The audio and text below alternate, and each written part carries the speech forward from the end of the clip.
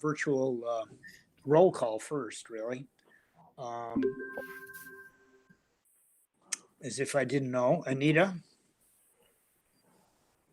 Are you here, Anita? I'm here. You always do me first, but I'm never ready. Okay. Jenny? Here. Lou? Here. Lorna? I'm here. Bill? Here. All right. And I'm going to call Megan's name. Megan? Oh. No. And is Tanner with us by any chance? Or no? Okay, so there is a quorum present. So if we could do our virtual pledge, I pledge allegiance to the flag of the United States of America and to the republic for which it stands, one nation, under God, God, indivisible, liberty and justice for all. Okay, thank you.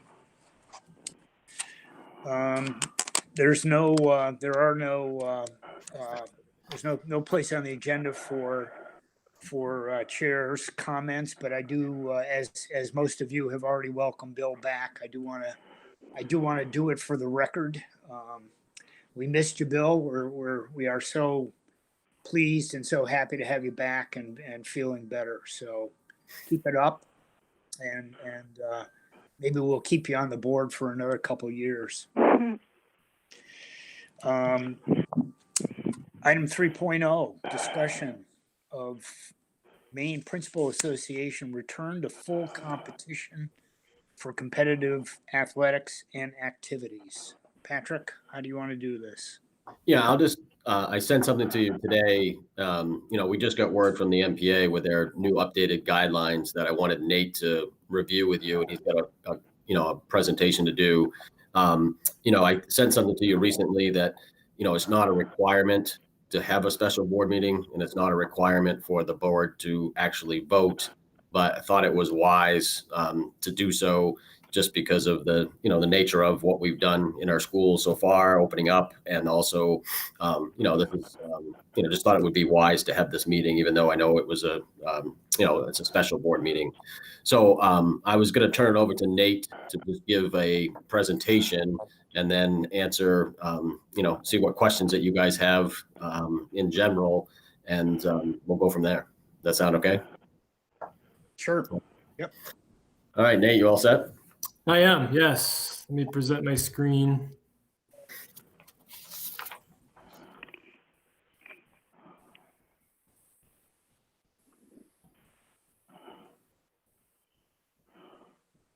Can everybody see that? Yep. Yes. Okay, perfect. So first of all, I just want to say thank you all so much for, spending a couple of minutes here on your Friday afternoon in the middle of the day to discuss athletics in Morris High School. I know that a lot of our stakeholders, I'm sure, would appreciate it, just knowing that, students, coaches, and kids. So thank you all so much. So first of all, I just want to basically touch on what we're going to talk about today and go through, and then leave some time at the end for any questions you may have. So I want to start by going back in time a little bit and talk about this summer. Talk about the Maine Principals Association's Sports Medicine Advisory Committee, the development of the guidelines that came out of that committee, the risk of sport and the type of play. Definitely want to talk a little bit about face coverings. We'll go through each sport and the changes of those sports to make them safe, and then ultimately recommendation at the end. So to step back in time a little bit, summer of 2020, on July 6th, we began phase 1 of the MPA's opening high school athletics and activities plan. This phase lasted 2 weeks and included general conditioning sessions for all sports that was led by myself and our certified athletic trainer, Santana Wilson. Some of the safety precautions we took on July 6th and for those 2 weeks moving forward included daily attendance, assigning cohorts, a daily screener to be filled out no earlier than 1 hour prior to practice. That was for every student athlete for every practice. a waiver. There was a one-time waiver that they needed to fill out, hand sanitizer stations and pumps, and an isolation area for any student who wasn't feeling well. On July 20th, we began phase 2, where we broke it down a little bit more to sport-specific sports. We offered boys and girls soccer, football, field hockey, cross country, sideline cheering, golf, baseball, softball, and girls lacrosse. Teams assigned to cohorts and focused mostly on general conditioning. And we followed all the safety precautions that we established during phase 1. And then phase 3 began on August 3rd. It lasted for 3 weeks with more sport-specific drills that included multiple players, which was passing the ball between players, live batting practice, etc. And we did add boys lacrosse to phase 3. So a very gradual process through the summer, one that we had a lot of success with. We had about 90 kids who participated in phase 1, and then about 110 total through phases 2 and 3. And I received a lot of good feedback from parents and athletes. It was very positive, which is really nice to hear. I think parents and kids are just happy to get back to something normal or seemingly normal, even though it was a little different than what we've done in the past. Prior to these guidelines and these phases, I emphasize the importance of the safety and adherence to the guidelines to coaches, that if there was a possibility to ever have a fall season, that it started in the summer and that every precaution was taken. And our coaches did a great job across the board. Everybody did very well, I thought. I would give the gold star to our soccer coaches just in their organization of practices, their attendance taking, color-coded sheets and all that kind of stuff. But overall, our coaches did a fantastic job. In an effort to be totally transparent, there were 2 incidents that did occur this summer, one with our cheer team. It included a video that was posted to social media, of course, of our cheerleaders being too close to one another. They got excited that a recent graduate returned to practice unannounced. The video was taken, it was posted to social media. I addressed that with the coach. She was very apologetic, just got caught up in the moment, and it was corrected, and we didn't have any more problems after that. And we did receive an email at the very end of the summer sessions from a concerned citizen, basically saying that he thought that our cheer team and our soccer players were not socially distanced on the turf. And I addressed that with the coaches. And I think that the cheer incident he was talking about was what had happened with the video. I addressed that with the coaches. And, I watched a lot of summer practices this year, and the visual and the perception is a little strange out there. There were times where I thought kids were too close, but when I would walk to the turf to make a correction, I was like, well, they were 6 feet apart or more than 6 feet apart. So, so those coaches, they emphasize that again to their kids. So the MPA Sports Medicine Committee, I'm the chair of the MPA Cross Country Committee, so I was fortunate to sit in on some of these meetings this summer. It's comprised of doctors, principals, athletic directors, and certified athletic trainers. I will say there's a great amount of thought and discussion that went into each one of those meetings I was a part of. It's just really incredible to be a part of. What had happened was guidelines were established. So this committee established the guidelines that they had then sent to the DOE, DHHS, Department of Economic and Community Development. They were very clear. The MPA was very clear all along that they do not make decisions in a vacuum, and that they're going to seek support and input from those departments. So the recommendations were sent to those offices.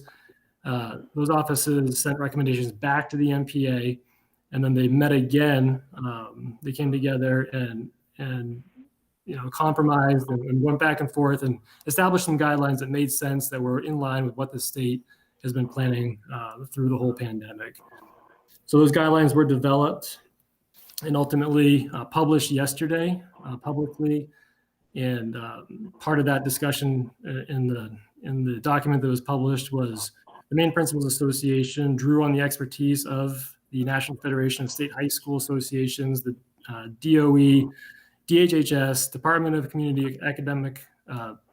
Economic Development, and the MPA Sports Medicine Advisory Committee. And the MPA has sought and received approval from the Maine State Superintendents Association and the Maine School Boards Association on the sports guidance as well. So There are a lot of people who contributed to these guidelines, a lot of experts in their field.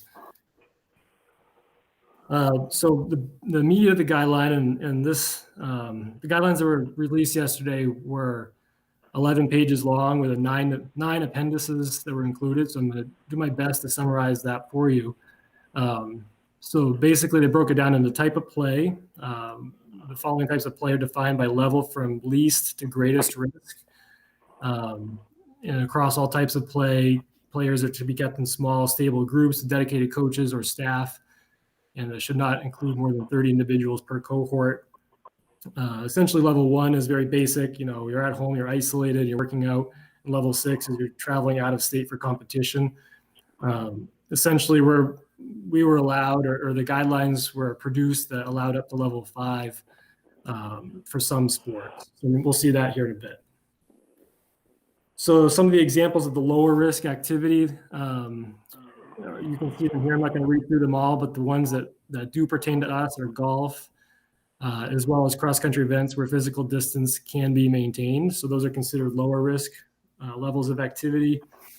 Moderate risk levels of activity here, again, a bunch of different sports. The ones that really pertain to us today are soccer, field hockey, sideline cheer was also classified as moderate risk, and 7 versus 7 flag or touch football. And then the high risk sports that were determined are football, wrestling, rugby, and boxing. Face coverings were another big piece of the document that came out, and the DHHS and DOE essentially adopted and took language from the American Academy of Pediatrics and the World Health Organization. There is a big piece of this and the difference between what's recommended for PE classes in Maine and then optional co-curricular activities. In the bottom, a couple of sentences I'll read. In contrast, school-based sports programs are voluntary, meaning they have fewer participants and can take place at different times and places. For these reasons, we, being the DHHS and DOE, do not believe it would be appropriate to extend physical education class guidance to voluntary school-based athletic programs. So face coverings, they did say are mandatory except during vigorous exercise, which they would recommend not wearing during vigorous exercise. And they are required when not engaged in vigorous activity, such as being on the bench area, coaching instruction. That would include the scorekeeper, the timer, myself, our athletic trainer. We would all be required to wear face coverings. And then the general guidelines that apply to all sports. Individuals must complete a daily health self-screening. Hand sanitizer and masks must be available for all sports. Coaches must keep accurate daily attendance. Social distancing should be maintained where feasible. Athletes and coaches should have their own water bottle. This includes the visitors coming in. They should be required to bring their own water. If a positive test of COVID-19 does happen, we're required to follow our school plan of action, and cohorts of students during practices are recommended. These are all guidelines that we're very comfortable with. This is essentially what we've been following all summer long, so I feel like we have a really good grasp on this. We've been doing it essentially since July 6th. So the individual sports. So as I mentioned earlier, golf is considered a low risk sport with level 5 play allowed. That means that competition between teams from different geographic areas within Maine is allowed. Just some of the rule modifications include start from 1 tee, the spacing of start times. The flag stick should not be touched. Bunker rakes and ball washers should not be used. Paper cards will not be exchanged. Pencils will not be available. There needs to be a verbal agreement between players on scoring. Normally they sign off on the cards, but it just needs to be a verbal agreement. Exchange of scorecards is eliminated. No practice after the round is complete. The players must depart immediately. Only coaches may ride in carts unless it's an emergency situation. And then coaches must have foul weather plans that eliminate congregating of athletes. Cross country is classified as low risk as well with level 5 play allowed, so same as golf. So I was part of the committee that developed these guidelines. The courses widened to 6 feet at their narrowest points. Team tents should be 20 feet apart. Face coverings need to be worn to the starting line, and you can have a cloth covering, which would need to be taken with the athlete on the run during the race, or if they have a disposable mask or face covering, there will be trash cans available for them to dispose those into. Starting line is divided to accommodate the spacing of runners, so 6 feet essentially between the runners. Wave, interval, or staggered starts will be required, so it's really up to the meet director based on the number of people who will be in a meet and which style of start they want to use. Finish corral instead of chutes will be used. This just allows for a wider finish instead of a chute. And then runners are to disperse immediately after a race and put a face mask on at their team area. Field hockey is classified as moderate risk with level 4 play allowed. It means a competition between teams from the same geographic area. And it involves 2 cohorts of participants, obviously, one school versus another. So just some of the rule recommendations here are limit pregame meeting between the participants.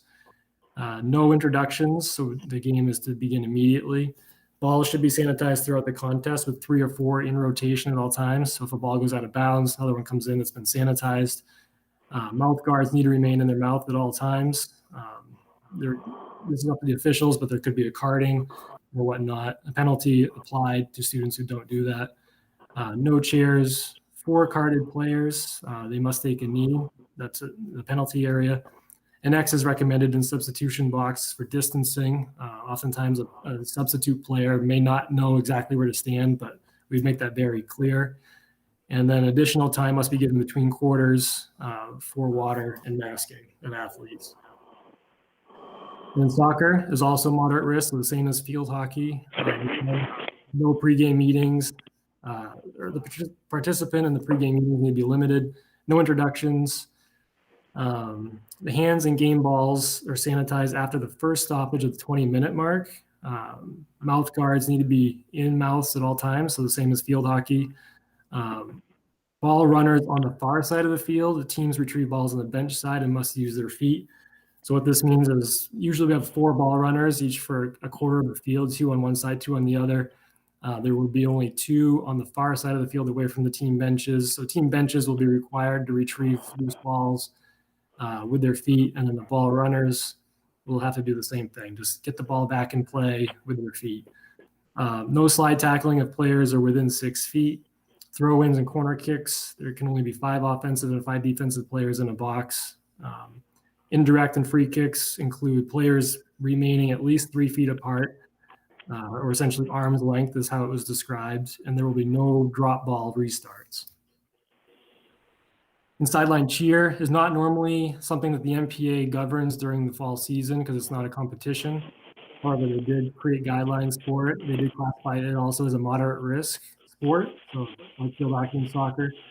DHHS and DOE do recommend having sideline cheer in this category due to the voice projection inherent in the activity. Use of outdoor choir requirements for cheering is encouraged. And just some of the things they may or may not do is they have to wear face coverings at all times. I got clarification from the MPA on this today. No matter how far they are spaced out, cheerleaders need to have face masks on at all times. They can't be giving away T-shirts into any kind of crowd or anything like that. No signs or banners for teams to run through, and no tumbling or stunting. And then football, it was classified as high risk, which means basically the level 3 that means within team competition, such as intra-squad scrimmages. The MPA has decided not to sponsor traditional tackle football this year. However, in order to keep students engaged with the sport of football, they are encouraging 7v7 flag or 2-hand touch football this fall. So my recommendation, based on the known information, and the MPA Sports Medicine Advisory Committee does believe that strict adherence by schools and teams to these guidelines, each district's COVID-19 prevention plan should provide a reasonably safe environment for return to educational programming and school-based athletics and community-based athletics. It is important to remember that all sports and activities do carry a potential risk of injury and illness. The risk of contracting COVID-19 illness is in addition to the underlying risks of any given sport or activity. It's also important to note that participation in any competitive sport and or activity is strictly voluntary for both the individual and the schools. So ultimately, my recommendation, based on expertise from the NFHS, Maine DOE, Maine DHHS, Department of Community and Economic Development, and the MPA Sports Medicine Advisory Committee, would be to offer golf, cross country, field hockey, soccer, sideline cheer, and intra-squad 7v7 flag or two-hand touch football, with a possibility to move to interscholastic potentially later down the line. I think that we should give it a shot. We had a great summer. I think that kids are happy to be doing something normal, with their routine and extracurricular activity on the turf, and I think offering an opportunity to them to continue to do that would be just great for their mental health and developing those skills that aren't always gained in the classroom. So with that, I just want to thank you for your time, and I'm certainly happy to answer any questions you may have. Okay, thanks, Nate. Patrick, do you have anything to add before? No, I'd just like to thank Nate, because he's been, putting a lot of time and effort to this and has been very involved with the MPA. Nate, one question that I did have, and I want to just open it up to board members, but is there a limit for the outside, crowd as well? There is. Right now, the governor's executive order is 100 people, and that's total. That includes the crowd and the players and coaches, et cetera. Okay. Okay, thanks, Nate. Thanks, Patrick. Questions then? Jenny? Thanks, Nathan. That was a wonderful presentation. So just a few questions. If we have fans, who will be responsible for counting numbers of people so we don't exceed our maximum? Who would be responsible for enforcing face masks? And how are we going to have the authority and the enforcement capability if someone refuses to wear a face mask? How does that impact the being able to go forward with the athletes in the competition? That's a great question. I've been trying to wrap my head around that myself, and I am leaning towards not allowing fans other than for senior night, which we would have during our first competition of the season. Right now, I'm gathering feedback from other leagues and schools within our conference on what they plan to do with fans. The Western Maine Conference just came out today and said that they would allow fans for home games, but they would not allow visiting fans to their home games. So that's something we're going to consider. I certainly don't want to be in charge of policing fans. I feel like I'm gonna have enough to worry about, just ensure that kids are following guidelines, coaches, so on and so forth. So I'm still struggling with that a little bit. I'm gathering more information, and hopefully we'll have a decision on that. And it might even be something that comes out league-wide. Our league may just create a policy around fans and implement that. I have a couple questions. Yep, Anita, go ahead. Nate, can you tell us what the rationale was for deeming that field hockey, cheering, and soccer are less risky than football? I mean, given football just seems to me like you're covered with all that equipment that provides you some level of protection from contact, whereas I've had boys who play soccer, they're all over each other. And girls playing field hockey, I've seen them, there's a lot of contact that goes on. So I'm just curious. That's a great question, and I wish I had a great answer for you. One of the big things that came out of the meetings was that field hockey and soccer, although there is contact in those sports, they're not technically classified as contact sports, unlike football. So that was something that was part of the discussion. I'm not so sure where the decision was made around that. I was part of meetings where football was recommended from the MPA's football committee to move forward this fall. And that decision it was voted on unanimously by the MPA and then brought to the state. And then there was a discussion on not having football. So I don't know where that discussion ended, but I do know that was part of it. Football is contact, while those sports are not considered contact. And then my other question was just if the city has had a chance to weigh in on using McMahon Field and stuff for some of these games and events? Yeah, I've been in pretty regular contact with Steve Balboni. I just told him, I just keep him updated basically weekly on where the MPA was in terms of their decision-making process. So he's ready. I provided him with just a general schedule for next week for practices, just so he could book the times just in case. But he's ready for us as soon as we're ready.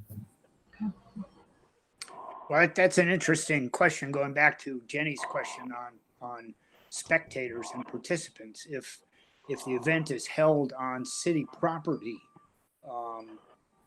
who gets to control that in a sense?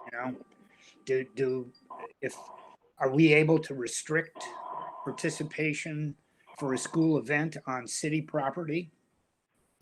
Yeah, I mean, we would work together with them. I don't think it would be an issue at all.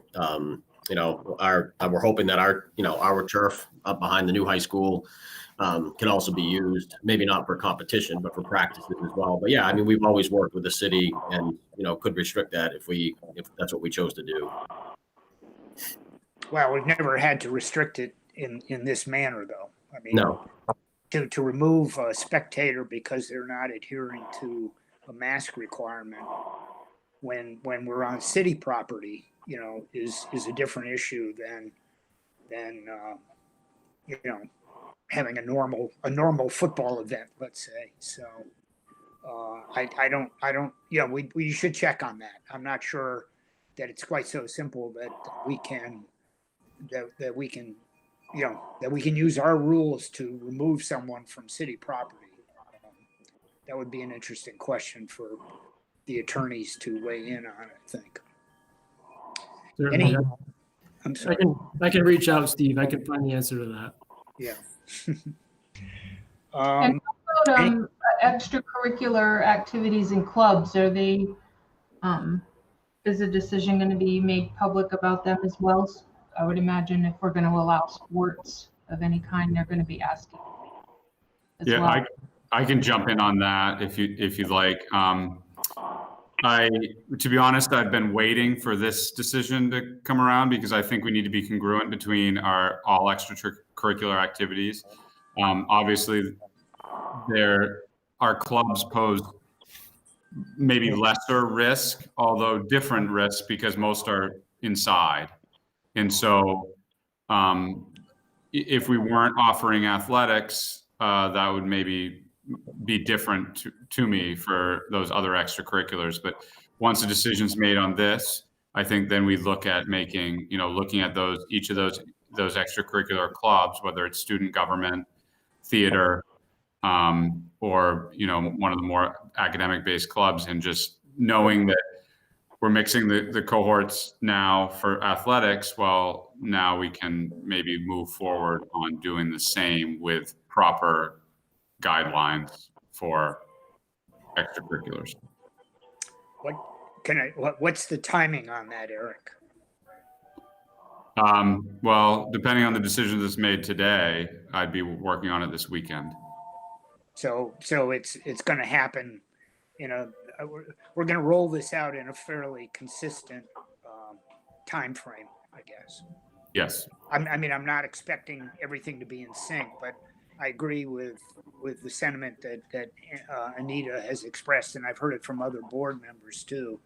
If we are going to launch athletics, and I think anyone is arguing the merits of doing that, and there are equally strong arguments to making sure that our other co-curricular activities are available to those kids who don't participate in those athletic activities. Yeah, absolutely. And I would need some time to work with the individual advisors like Nate has with his coaches. For instance, theater, there'll be a lot. We could offer a program, but it would be quite different.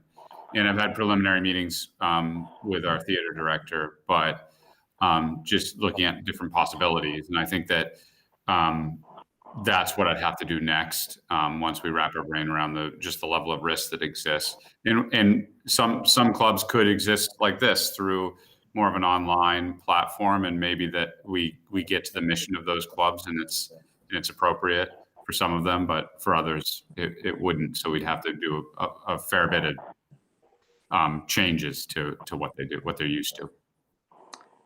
Jenny, you had a, Yeah, I know the people online can't really raise their hand, so I'm willing to wait if someone on the phone, if they have a question. I've already asked one, so if there's somebody else on the phone who has questions or comments, I'll defer. yeah. Lou or Bill, Lorna, any, no? I had a few quick ones. One was just to echo Jenny on the spectators, and I'm glad she covered that because that's something in the plan that did jump out at me on basically who's going to be counting and policing and all that. The other is transportation, and I would say my only question is knowing that our bus drivers are already in the seat longer than usual, and knowing that that pool is already small at times, is just the confidence that if we do travel, are we going to be burdening that system? So that's one question, if you want to answer that first, or Ken. Sure. I haven't talked directly with Suzanne. I called her on her day off, unfortunately, but I talked with Brandy just to get a general sense of what we would have for transportation. And, you know, some of the immediate thoughts coming out of the league where they would try to, a lot of us have the same schedule, you know, the Monday, Tuesday, Thursday, Friday. So a lot of us would try to schedule games and competitions during days that, you know, we had common days off. So for instance, Wednesday could be a better day for transportation if we don't have busing or busing needs, in addition to Saturdays. We did propose the MPA Sunday competitions, but that was turned down just out of keeping it 1 day a week for family time. So we want to get creative. We're willing to get creative with our transportation needs. The MPA did come out with some guidelines, general guidelines about transportation that essentially needs to follow district policy. So we're willing to be creative as possible. A lot of our contests will be regional, so that we won't have that far to drive like we have in past years as well. Okay. And then the other is, I'm just curious, if this thing rolls out today, the authorization, it seems like doctors' offices could potentially get an onslaught. Like, what are we requiring last minute now for doctor's clearance, or even just the physical forms in general? Is that a concern? That's a great question. So I worked with Katrina on this. We are allowing physicals every 2 years for this year. So basically going to the fall season, if a student has had a physical, I think it's as late as November 2018, they'll be all set for this fall, which does help alleviate, you know, quite a few of our kids, you know, kids who participated last fall should be all set, as this really more so applies, I guess, to the newer students or students, you know, new to the district. Okay. Yeah, I think that's it for me. The only last thing I would say, which is still a combination of transportation and spectators, is if, and it's probably not even worth asking now because I think you covered it, but if parents are driving kids to games and then we're having to say you can't watch it, I trust that you guys can help navigate that, but that's something that came to mind as well. Absolutely. And I will say that the NFHS, which is the kind of the national governing body for interscholastic athletics, they're giving away 2 Pixel cameras, they're called, for free to high schools. Every high school applies for them. I'm waiting on delivery for ours right now, but essentially that allows live streaming of events. One would go at our competition gym, and the other would go at our field. I'm also asked one of our students who has helped with some behind the scenes things in the past if he'd be willing to help live stream events this year as well through YouTube and Facebook, and he has agreed to do that. And the city of Bath, you know, Steve Royce, I think he has some live streaming opportunities now or abilities. So I'm exploring all of that. You know, if we were to have spectators, they're very limited spectators anyway. I do think it's important that parents and families watch their kids. So I'm just trying to figure the best way to make that happen. Okay, thank you. That was it for me. Okay, thanks, Lorna. Lou or Bill, do you have any questions you'd like to put out there? I'm staying out of it, Steve. I just, I'm glad I'm not an athletic director anymore, Nate. Good work. Okay. Thanks. Okay. Okay, Jenny, we're back to you then. You had a. No, you're mute, Jenny. You're mute. No, you're still muted. There you How go. about now? There you go. Nate, you said there was a waiver that students filled out for the summer. They'll fill out a new one for the official year. Is that correct? I hadn't planned on that. We're now during summer athletics. Essentially, it's not, even though it's affiliated with this school, it's not really school sponsored. Okay. So I'm certainly willing to do that again if that's what is thought best practice. I hadn't planned on it, but I'm certainly willing to do that again. I guess Patrick would weigh in on that, but you know, a waiver kind of shows our due diligence in terms of, you know, if a child contracts COVID from sports and they get really sick, you know, the courts and the law precedents say that they're always going to side on for a child. So, and damage to a child's long-term life based on something. So I think doing everything that we can in order to kind of protect us on that asset would be a good thing. So you said that 90 kids participated in the summer program. How many kids do you have total for if you did all of these sports that have been recommended? What's our student count number that would be involved? That's a great question. During the fall is our highest number of participation, and about 200, a little over 200 is traditionally, at least over the last few years, been what we've seen for fall participation. Okay. What are the plans as if we play another school and there is a COVID exposure at the other school? Would we take our sports team, all the sports team, would they need to take some different action in terms of not going back to school, becoming distance learners for 2 weeks? You know, is there a plan to, even though they're not testing positive for COVID, if they've been exposed to if another team has had COVID, or that person on a team has had some kind of connection with a COVID person, how do we respond to that? That's a great question too. And essentially our athletic trainer, we're very fortunate that our athletic trainer worked in a hospital all summer. And so she's very adept to the practices and procedures. So she would be in on the conversation. Our school nurse, Katrina Barter, would be in on the conversation. We would follow school policy and guidelines that we have in place right now. The other school would be expected to do the same. And then we would ultimately, if necessary, have to seek, we go through the precautionary steps. The student would have to be quarantined, tested, and then potentially ultimately reported and reported to the CDC. So when we started summer athletics this year, it was made very clear to us that if there is an outbreak, the CDC will be involved. They'll be down. They'll be doing an investigation.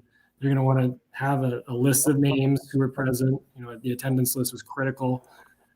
So we would have all that. We provide all that, and we just need to make sure that we do the best we can with that information.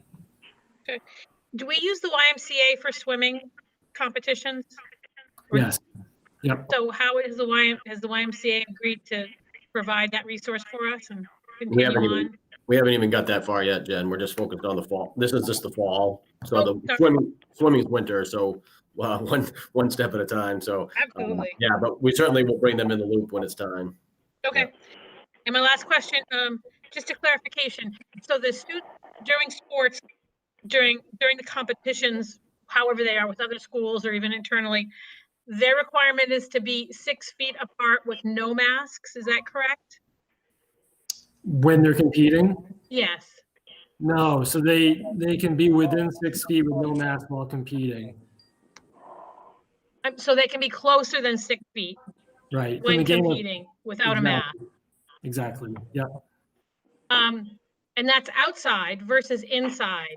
But you can imagine we may hear something about why do our students have to wear masks inside when they're not competing and they have to be further apart. I mean, is that they do have, am I understanding, is that correct, Eric and Patrick?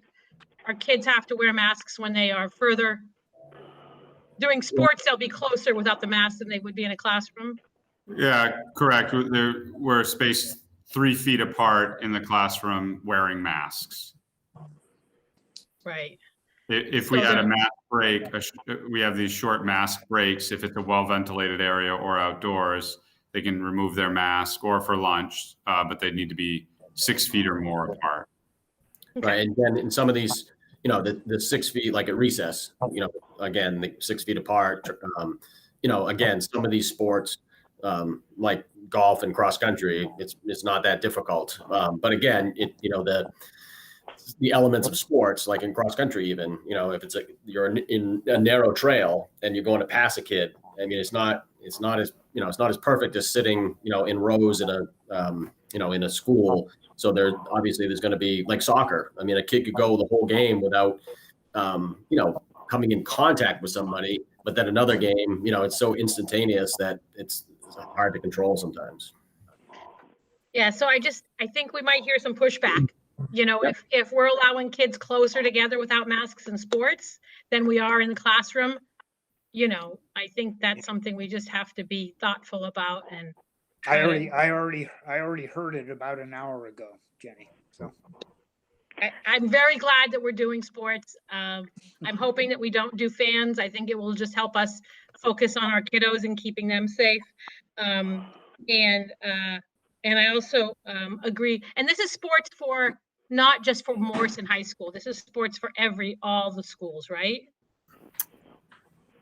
I mean, the MPA, governs the high school, at the middle level. And I know Randy Hickson's, our BMS AD, is on the call here today, but we've had some preliminary discussion about grades 6 through 8 at both of our middle schools about seeing how this plays out. And that our thought is that we would offer some activities at the middle school level, but keep it within house, not going out and competing against other communities. We would just offer the activities on campus amongst our own students. So that's kind of our thought process right now. Okay, thank you. Okay, thanks. Any other questions? I have a couple. One, I just want to repeat that is what Jenny just noted about the comparison of what we're doing in class during regular school hours and what we're proposing to do on the field.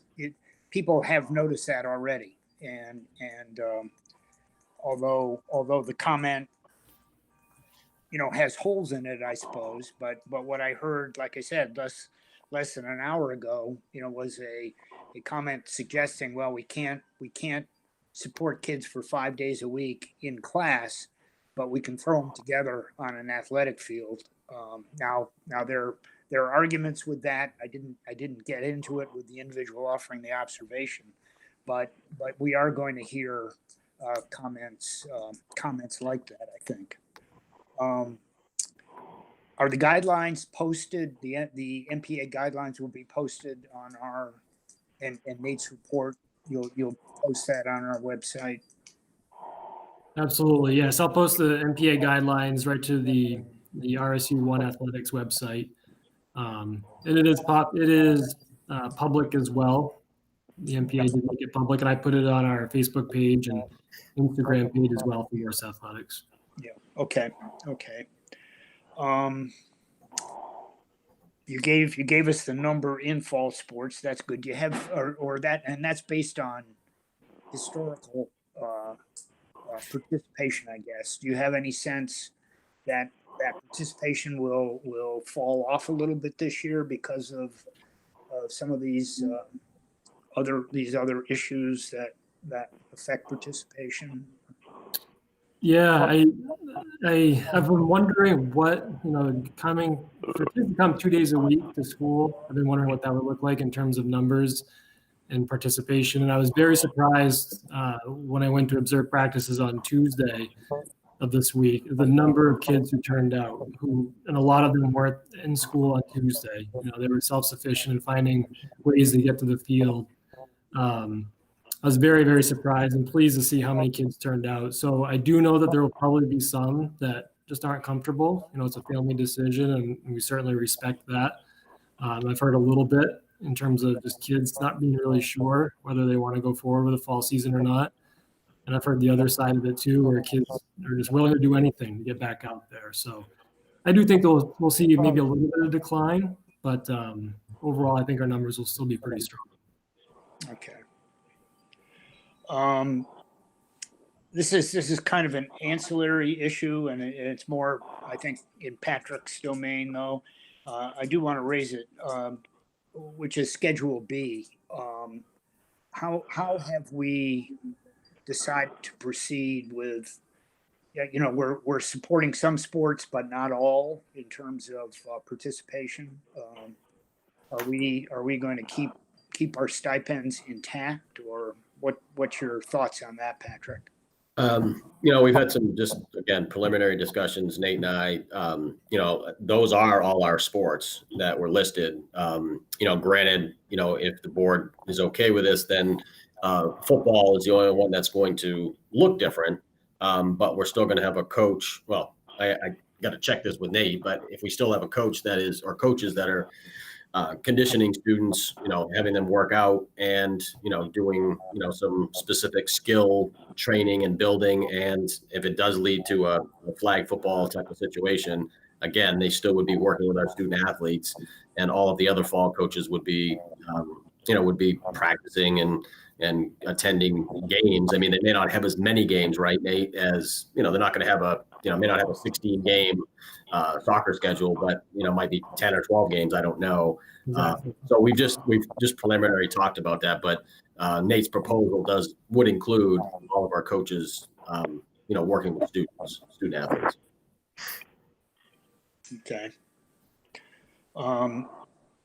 Steve? But we have not sent out any agreement at this point because we just weren't, you know, we weren't sure. Okay. I just wanted to comment on that vein. I feel like there is so much meaningful that our coaches do outside of just coaching at a game that if they're going to be continuing to work with their athletes, then they should still be getting their stipends the same as always. I don't think there should be any change to that. Competition is only a very small percentage of what they do, even though it's what the public sees. And I think also, I feel like, I mean, it's important for, as a board, that, you know, we're all clear that we're not taking this at all lightly. This isn't a situation of just rubber stamping the administration's, you know, process of this whole thing and plan for it. A lot of thought has gone into this. I myself personally, you know, it weighs heavily on me. We did so much work, and all the administrators did so much work making sure our students returned to a school environment that's safe, and adding some sports activities back in and extracurriculars does add in another element of risk, and we don't take that lightly. Anita, thank you for bringing that up. I mean, I think for just Eric and myself and Nate that are on the call, I mean, Nate knows how many conversations we've had about, you know, the pros and cons. And like you said, it weighs heavily on all of us. You know, Nate and I have talked about the fact that, you know, if something doesn't go like we would expect it to go, and we're not getting, you know, adherence to the expectation, then, you know, we may have to take a step back in a certain sport. I don't know. But I think, you know, giving kids this opportunity, you know, like Nate said, is important as well. Okay. I think what you've sort of laid out is the green light schedule, I guess. What's our fallback if we were to become a yellow district? What's your understanding of how that might affect the athletic plan? We would have to cease all practices, withdraw from games. So if our district becomes yellow, very much like what York County is right now, you know, we'd have to cease all practices, all games. I'm good. Yeah. Even inter-squad activity would cease. Yes. Yeah, okay. Yep.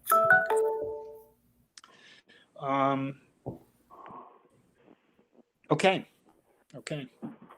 I do want to reiterate that I feel it's important. I mean, I'd like to ask that we have a board meeting in a couple of weeks, right? The 21st, I think, or the 23rd. I'm not sure what the date is, but that we get a report back from you, Nate, on what's transpired up to that point. And I would also ask for a report back from you, Eric, and Patrick and Katie, whoever else is involved in co-curricular activities. I mean, I think I heard the sentiment of the board that it's as important that we bring those activities online and offer them to students as we proceed with our athletic plan. So, any other questions of Patrick, Eric, or Nate? You guys did. Nate, sounds like you had a lot of fun this summer. I won't call it all work, but you were out on the field with the kids. That's a positive thing for you, I would think. So It was, like everybody else, I was holed up from March until July 6th at home, and that first practice, I remember very, very vividly. The kids were excited to be there. I think I might have been just as excited. So it was definitely an enjoyable time. Well, that's good. Good. So any other questions of those? Can I just, oh, sorry, the phone has a delay. I'm sorry, this is Lorna. Sorry about the phone delay. I was just going to circle back to, the reality or the point that Jenny made that, the optics of not being in school full time and offering sports, that whole situation. But, from hearing past all the long conversations we've had about the 6-foot distancing in the classroom is on the 15, what's considered an exposure would be 15 minutes with that person. And then also being inside. So, I know we're going to get the question, but I think if we go back to all the decisions made and the guidelines for inside in-class instruction, it's just a different scenario than sports. And then the last thing is, we're looking at this through the lens of what's best for the kids. And right now, it seems like the kids really want sports, a vast majority of them. So I just wanted to say that before we adjourned. Well, we have to vote first. So. Oh, yeah, so I know, but I just mean, I'm done. No. Jenny, you look like you have something to say. I thought Patrick said that we're not required to vote. That the latest memo said that we're not required. We can. I'm not saying I'm happy to vote, but I'm just technically, Patrick. I think. Well, I'll let Patrick answer. The way I read it was that what the main school management was saying, that because the guidance doesn't specifically require us to vote, we don't have to take a vote. But it may be useful for us to be on the record as supporting, essentially making a statement that we would like to move forward with setting a plan. What we're doing here, as I read the motion, we're essentially authorizing Patrick to direct Nate to put a plan together and begin our sports activity. We don't really have all the detail of the plan at this point. I'm sure there's going to be some further discussion on this, maybe when Nate reports back on how this actually becomes an operational plan for us. But we are just directing Patrick to proceed on advancing a sports program for the RSU in the fall. How would we? My hesitation is with fans. Is there any way for me to say with fans? You said? Yeah. I'm really concerned with that, and so knowing that might change my vote. I mean, at some point, like, you know, I don't know, we can't split this, but I mean, I feel 100% supporting doing this for the students, but I'm not so sure that I think that we can do this safely with fans, and I Yeah. don't know how to make that part of our motion here, or. I don't know that it needs to be part of the motion. I think it's that, you know, is having Nate, you know, implement a plan. And I think within the week, you know, we would know by next week probably what we're going to adopt. And I certainly can keep you guys in the loop about fans. And again, your point is duly noted, and realize there's some concern around that. So we could, you know, say we come back on the 21st for the next board meeting and Nate gives a report. If what we have for a plan that we've communicated to you around fans isn't acceptable to you guys, then we can certainly adjust it, change it, modify it at that point. Yeah, that would be my take as well. I mean, this is all local option. You know, what the MPA has said essentially, and you know, is that it's up to each individual district to establish its own plan. And if when we get the detail, and as we move through the year, if we feel, just focusing on the fan issue, if we feel that it's it's not possible for us to safely control spectators at these games, I don't see anything here that says we can't. I vote of the board say, you know, no spectators. Okay, thank you. Thank you. Okay, so if there are no further questions, we could move on to item 4.0, which is the actual motion, and so I'm going to ask someone to move that we authorize Patrick to oversee the implementation of the interscholastic athletic program in accordance with guidelines set forth by the MPA and the CBC for the fall of 2020. And I note that, again, this is only for the fall, so we've yet to see what the guidelines are for the winter sports. So would someone make that motion? I'll move approval of that. Okay. We have a second. I'll second. Okay, we have a motion by Bill, second by Lorna. I'm going to read the roll. Nita? Aye. Jenny? Aye. Lou? Lou? Nope, not with us. Lorna? Aye. Bill? Aye. Has Megan joined us? No. Tanner, are you there? No. And I vote aye. So the motion carries. Thank you very much. We will get a report back from Nate and from Eric / Katie / whoever else is dealing on the co-curricular side at the meeting on the 21st. So if there's nothing else, I guess we are set for a motion to adjourn. And I'll do this by hand, I guess. Well, I can't do it by hand because we have some phone-in people. So we have a motion to adjourn. Anita? Aye. Jenny? Aye. Lorna? Aye. Lou, are you out there? No. Bill? Aye. Megan? Tanner? And I go aye as well. Okay, thanks all very much. Have a good weekend. Thank you. Thank you, you. Nathan. Thank you, Patrick. Thank you. Thanks. Thank you. Pat. Bye-bye. Thank you. Thank you.